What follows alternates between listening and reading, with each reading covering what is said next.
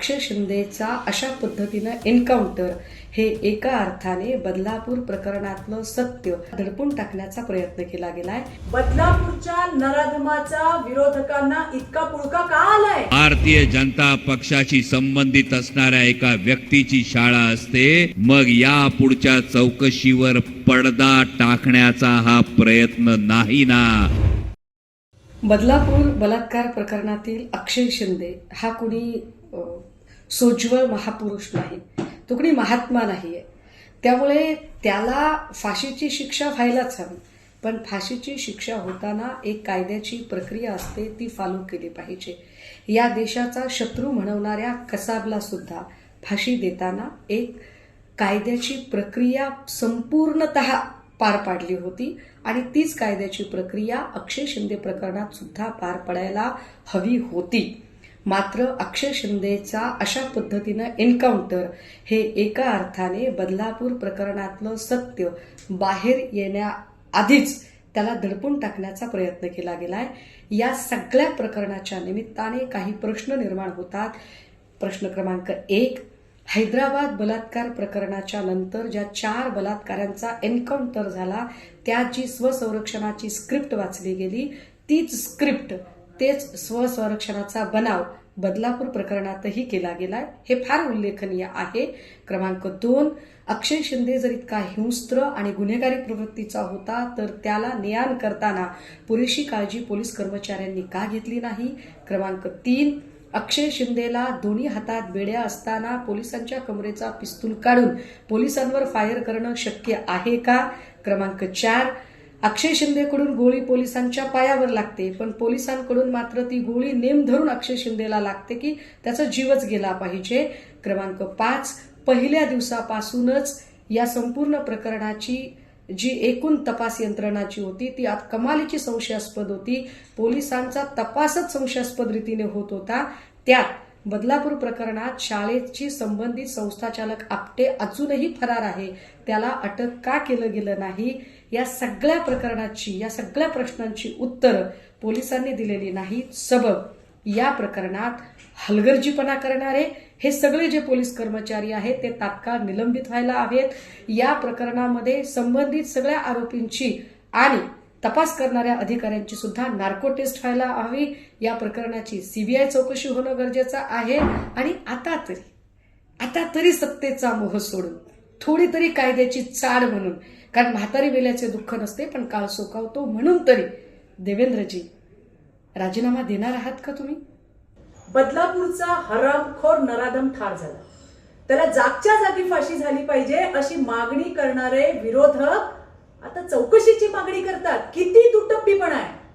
आपल्या पोलिसांवर एखादा आरोपी हल्ला करत असेल तर काय त्याची आरती करायची? बदलापूरच्या नराधमाचा विरोधकांना इतका पुळका का आलाय की ते नुसते राजकारण करणार आहेत? राजकारण करणाऱ्या सगळ्या विरोधकांना लाज वाटली पाहिजे। धन्यवाद। जय हिंद, जय महाराष्ट्र। आजच बातमी आली, बदलापूरच्या त्या दुर्दैवी प्रसंगातल्या त्या नराधमाचा एन्काउंटर झाल्याची बातमी आली। पण विचार करा, अर्ध्या तासाच्या अंतरावर 2 बातम्या वेगळ्या आल्या। पहिली बातमी आली की त्या आरोपीनं स्वतःवर गोळी झाडून आत्महत्येचा प्रयत्न केला। अर्ध्या तासानं बातमी आली की त्या आरोपीचा एन्काउंटर करण्यात आला। आणि मग अनेक प्रश्न निर्माण होतात। त्या नराधमाला शिक्षा व्हायला हवी होती का? हो, शिक्षा व्हायलाच हवी होती, पण ती शिक्षा होत असताना अनेक प्रश्न जे अनुत्तरित सोडले गेले, या प्रश्नांची उत्तरं मिळणं सुद्धा अपेक्षित होतं। की नेमकं कोणावर पांघरून टाकण्याचा प्रयत्न केला? पोलिसांच्या कस्टडीत असणारा आरोपी पोलिसांची लॉक असलेली गन ही हातात बेड्या असताना काढतो कशी, ते फायरिंग करतो कशी? आणि फायरिंग जर तो करत असेल, अर्ध्या तासाच्या अंतरावर 2 वेगळ्या बातम्या येतात कशा? आणि ही शाळा भारतीय जनता पक्षाशी संबंधित असणाऱ्या एका व्यक्तीची शाळा असते, मग या पुढच्या चौकशीवर पडदा टाकण्याचा हा प्रयत्न नाही ना। याचा विचार आणि याचं उत्तर सर्वसामान्य जनतेला मिळणं गरजेचं आहे। कारण त्या नराधमाला शिक्षा होणं गरजेचं होतं। त्या नराधमाचं जे काही झालं, पण ते जे काही झालं त्यांनी माझ्या बदलापूरच्या त्या 2 चिमुकल्यांना खरोखर न्याय मिळाला का? बदलापूरच्या त्या शाळेच्या आवारामध्ये जेव्हा एखादा पालक आपल्या लेकीला सोडायला जात असेल, तेव्हा त्याच्या मनात जर ही भावना असली की या गोष्टीची सखोल चौकशी झालेली नाही, या प्रकरणावर पडदा टाकण्यात आलेला आहे, तर शाळेत सोडणाऱ्या त्या पालकाच्या मनात सुरक्षिततेची भावना निर्माण झाली का? आणि छत्रपती शिवाजी महाराजांनी जेव्हा रांझ्याच्या पाटलाचा चौरंगा केला ना, तेव्हा आया बहिणींच्या मनात ही सुरक्षिततेची भावना निर्माण झाली होती की आमच्या कुणी वाकड्या नजरेनं पाहिलं तर त्याची नजर काढली जाईल, त्याचे डोळे काढले जातील, याला जरब म्हणतात. आणि महायुतीच्या सरकारनं आज जे काही केलं, याला दुर्दैवानं संशयाचं धुकं गडद करत अनेक प्रश्नांवर पडदा टाकणं म्हणतात. हे खरं दुर्दैव आहे. आज वस्तुस्थिती आहे महाराष्ट्राच्या गृहमंत्र्यांच्या जिल्ह्यात, ह्या ऐकण्यासारख्या माझ्या माता भगिनींनी.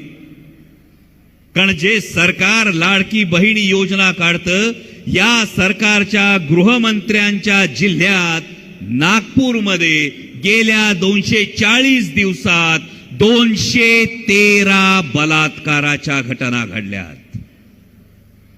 240 दिवसात 213 बलात्काराच्या घटना जर महायुतीच्या सरकारच्या गृहमंत्र्यांच्या गृह जिल्ह्यात होत असतील, तर कुठली नैतिकता आणि कुठला अधिकार राहतो या सरकारला सत्तेवर राहण्याचा, जे सरकार राज्यातल्या माता भगिनींना सुरक्षितता देऊ शकत नाही, या सरकारला सत्तेवर राहण्याचा कुठला नैतिक अधिकार राहतो, हा प्रश्न उठतो.